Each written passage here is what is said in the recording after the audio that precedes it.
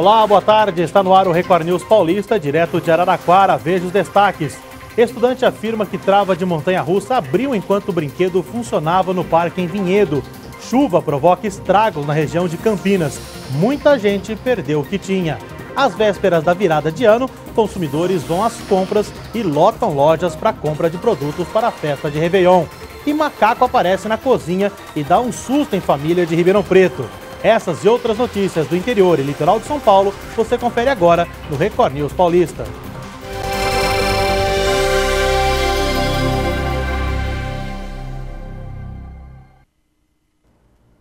Mais uma denúncia envolvendo o Parque Hopi Hari. Desta vez, um estudante afirma: a trava da montanha-russa abriu enquanto o brinquedo funcionava.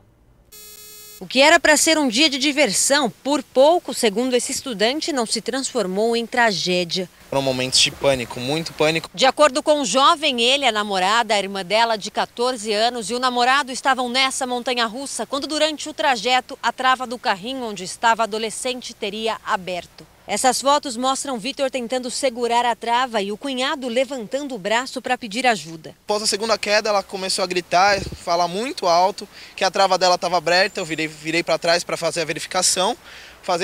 Virando para trás, a trava dela estava alta, então eu forcei a trava para baixo, fazendo muita força. Você e o namorado dela? Isso, eu e o namorado dela. Depois do acidente, os 4 foram levados para a enfermaria do parque. A menina, em estado de choque, precisou ser medicada.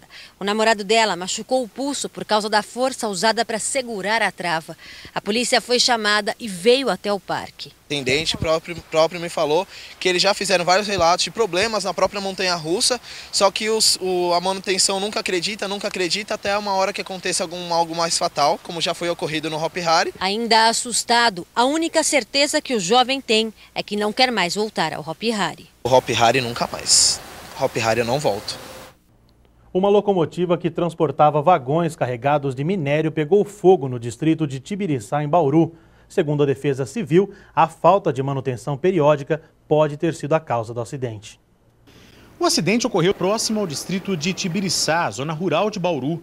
Uma locomotiva que levava vagões carregados com minério de ferro pegou fogo. A explosão pode ter sido provocada pelo vazamento de óleo diesel de um dos tanques. De acordo com a Defesa Civil, a máquina que pegou fogo levava mais de 5.000 litros de combustível. Nós tivemos uma sequência de incêndio na locomotiva, na parte mecânica da máquina, né? Esse incêndio acabou afetando a reserva de combustível da máquina, que é bastante grande. Ao que consta, ela estava com 5.000 litros de óleo diesel. E, felizmente, os vagões estavam sendo tracionados, eram de minério. Então, nós não tivemos uma ocorrência muito grave, mas poderia ter sido, porque nós estamos aqui num bairro bastante denso, embora seja na zona rural, nós temos 1.200 pessoas vivendo nesse local, e um vazamento de combustível aqui seria bastante preocupante. E nós chegamos agora aqui bem perto da locomotiva que acabou pegando fogo. A gente percebe aqui, até pelas imagens, que a locomotiva ficou bastante danificada. Esse fogo que acabou se espalhando rapidamente, por sorte, não chegou a outras máquinas. E uma outra informação é de que o trem levava apenas minério de ferro. Se tivesse carregado com celulose, por exemplo, o estrago poderia ter sido bem maior.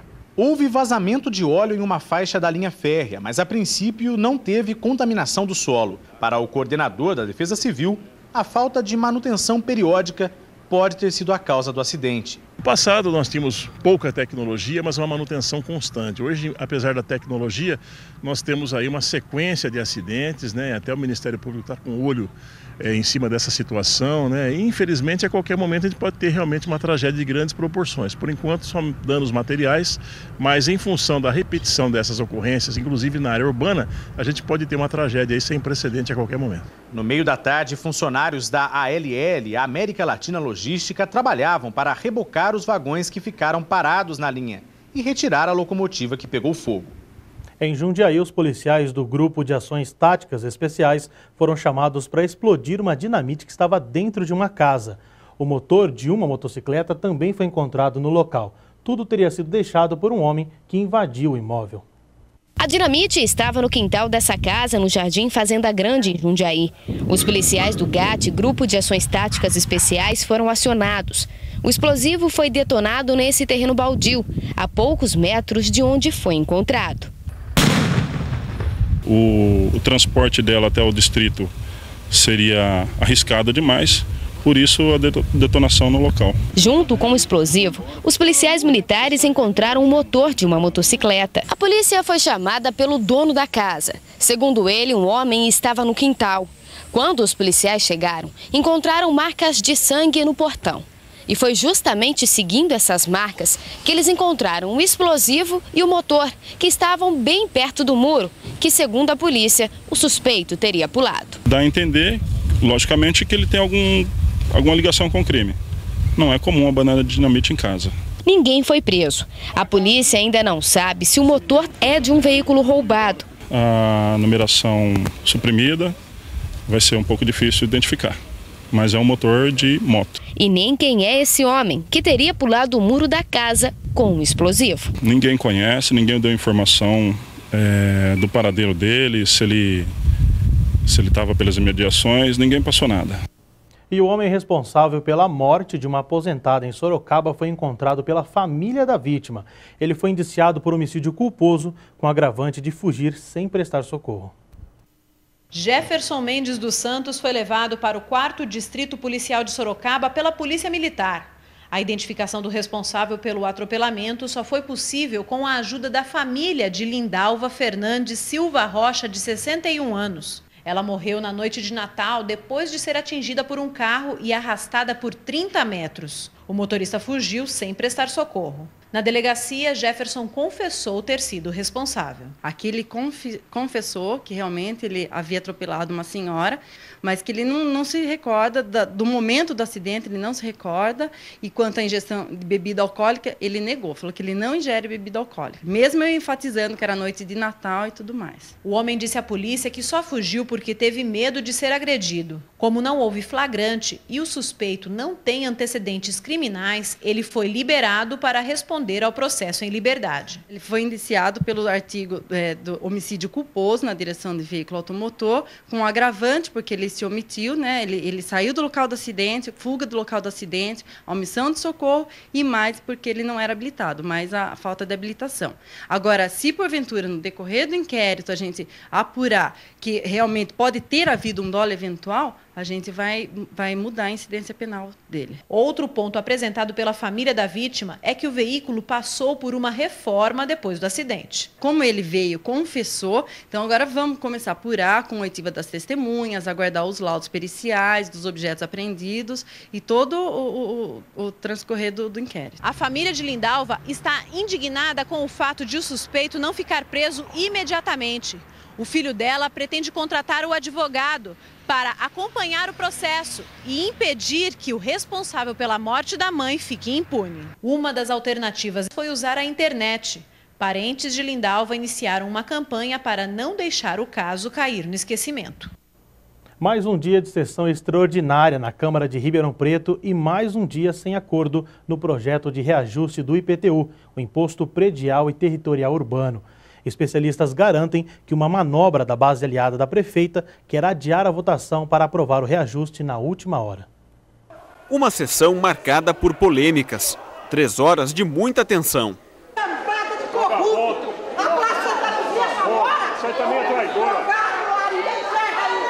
Mais de 150 pessoas acompanharam as votações. A segurança foi reforçada. 10 guardas municipais ficaram na Câmara. 3 importantes projetos foram discutidos. O mais esperado, a revisão de valores da planta genérica do município, o projeto que altera os valores do IPTU. Na tribuna, vereadores da oposição ainda tentaram convencer os colegas a não aprovar a revisão.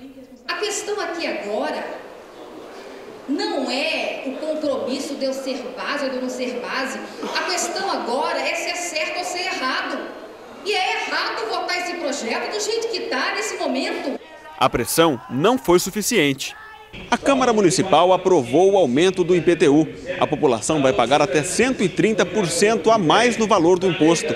E a nova cobrança já vale para 2013. Os vereadores André Luiz, Bebé, Capela Novas, Cícero Gomes, Coraúce Neto, Giló, Marcelo Palincas, Nilton Gaiola, Saulo Rodrigues, Valdir Vilela e Walter Gomes votaram a favor do aumento. Os 11 estão na base aliada da prefeita. Nós, em vez de subir na tribuna e criticar a prefeita, não vamos encontrar uma solução.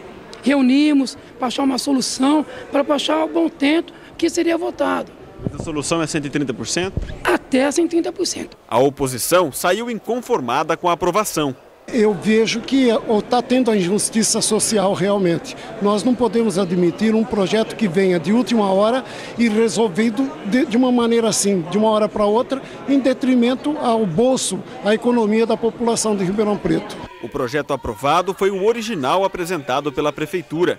O teto de 150% foi derrubado e trocado pela proposta dos vereadores de 130%. A mudança depende ainda da aprovação da prefeita. Os imóveis com até 60 metros quadrados e valor venal de no máximo R$40 mil estão isentos. Quem foi à Câmara para acompanhar a votação respondeu com revolta. Uma palhaçada, né? Uma traição, quer dizer, quanto é que a gente ganha por mês? Eu sou aposentada, o meu salário vai agora para 678, eu não vou ter condições de pagar 130% de IPTU. Para este advogado, uma decisão contra o povo. O que tem se a lamentar é que a sociedade civil, mais uma vez, não foi ouvida e eles ignoraram o desejo, a intenção da sociedade civil. Não era nem só para reprovar o projeto, mas sim para debater um pouco mais. O parcelamento da dívida de R$16 milhões com o Instituto Previdenciário do município foi aprovado. A conta será paga em 60 meses. Houve também a votação da Lei de Resíduos Sólidos. Revoltado com alguns vetos, o vereador Gilberto Abreu abandonou a sessão. Eu me senti envergonhado porque nós colocamos emendas para melhorar o projeto e, na verdade, eles não querem melhorar a cidade, eles querem defender interesses de empresas que parasitam Ribeirão Preto há décadas. E essa gente está a serviço dessas empresas. A chuva mais uma vez fez estragos no interior de São Paulo. Em Hortolândia, no Jardim Novo Ângulo, o muro de uma casa desabou e os moradores precisaram de ajuda para salvar os imóveis. A rachadura na casa da Benícia mostra a intensidade da chuva. Ela começa no chão da cozinha e sobe para a parede. Até a Defesa Civil foi chamada para analisar a situação do imóvel. Poucas horas antes, a casa estava alagada. A água subiu pelo ralo do banheiro e também pelo canto dessa parede. Em menos de meia hora, a sala da Benícia já estava alagada. Ela teve que colocar parte das coisas em cima do sofá para evitar mais prejuízos. A sorte é que ela fez também esse buraco aqui no chão e a água que estava aqui na sala escorreu por ele. Aqui na cozinha, olha só, não tem mais nenhum móvel. A mesa e o armário que ficavam aqui foram dados para os vizinhos para tentar também evitar mais danos. Aqui era a área de serviço, mas parte dela foi derrubada pela chuva. Fez um barulho, porque o muro estava alto, né? Foi rapidinho, não levou nem meia hora, eu acho. Começou a cair pedra de gelo, né? Paulo é vizinho dela e também foi vítima da chuva. O muro da casa dele desmoronou com a força da água. Tinha um muro aqui, né? Grande, uns 2 metros de altura. Aí, como a chuva veio muita água de cima, foi comendo aí por baixo e caiu, né? Fez bastante barulho. A minha esposa pensou até que tá caindo na parede da casa. Agora é correr atrás do prejuízo. Na rua, a mesma situação. Ainda sem asfalto, a terra vira lama. Andar de moto só se for assim, com as pernas para cima. Um pouco os pés em cima do tanque não consegue. Difícil pra caramba. Só passa quem gosta de aventura. A praça e o campo do bairro também ficaram alagados. E o córrego que transbordou levou para a rua todo o lixo que havia sido jogado na água. Aí ele joga sofá, joga lixo, guarda-roupa velho, comida velha, tudo que tiver ele joga. E foi esse mesmo córrego que alagou a parte da frente da casa dessa mulher. A varanda também ficou cheia d'água. Para passar ali, só andando em cima da mureta. Na cozinha, mais prejuízos. A marca de onde a água chegou ficou na parede. A geladeira queimou e a cômoda foi danificada. Eu vou dar o fim nela porque entrou água, né? A geladeira queimou, o berço da neném molhou tudo. O desespero aqui no bairro Novo Ângulo, em Hortolândia, sempre começa quando o primeiro pingo d'água cai. Com ele vem o medo e a insegurança de mais uma vez perder todos os móveis. Apesar da destruição, nenhum morador ficou machucado. Mas o prejuízo que a próxima chuva pode causar preocupa todos eles. Toda vez que chove, nós temos que ficar esperto, atento já. É ruim, né? Porque nós está para mudar, mas nós nunca muda, né? Daí fica assim, desse jeito. A gente fica com medo, né? A gente quer comer, porque se encher a casa d'água, né? Se a gente não sair, leva até a gente ir embora. Olha, não foi só em Hortolândia, não. Em Campinas, alguns moradores perderam tudo com a chuva do início do fim de semana. Em algumas casas da Vila Olímpia, construídas pela Coab, um bueiro inacabado teria piorado a situação dos moradores. O residencial Vila Olímpia em Campinas não fica em área de risco e nenhum rio transbordou para causar a enchente que atingiu 26 casas do bairro.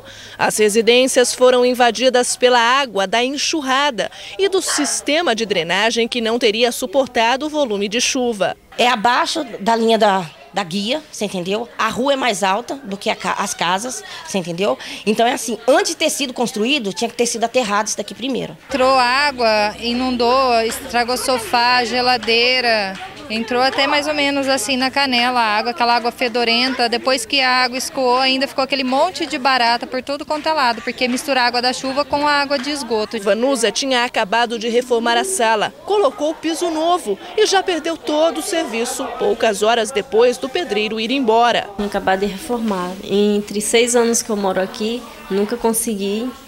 Aí esse final de ano, né, tive a graça de conseguir reformar mais ou menos, né? E houve esse desastre, né? Porque eu considero isso como, né, calamidade. Essa não é a primeira vez que os moradores contam que foram prejudicados por conta de um problema de estrutura do bairro, que foi construído pela Coab. Já faz 7 anos que a gente está passando por isso.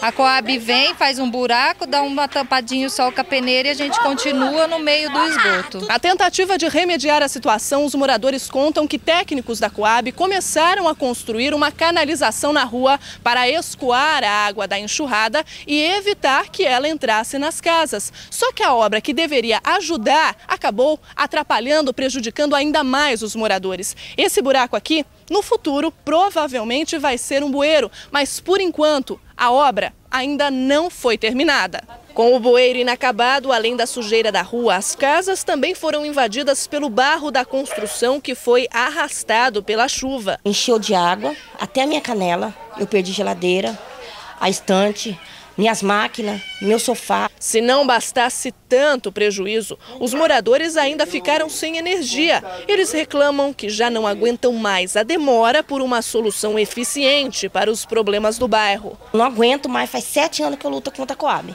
para resolver isso, só que agora eu não quero isso aqui mais, eu quero sair daqui, porque eu não aguento mais isso, nem eu e nem meus vizinhos. Daqui a pouco, depois do intervalo, consumidores correm para a compra de produtos para a festa de Réveillon. E o sonho de ganhar 230 milhões enche lotéricas. O Record News Paulista volta já.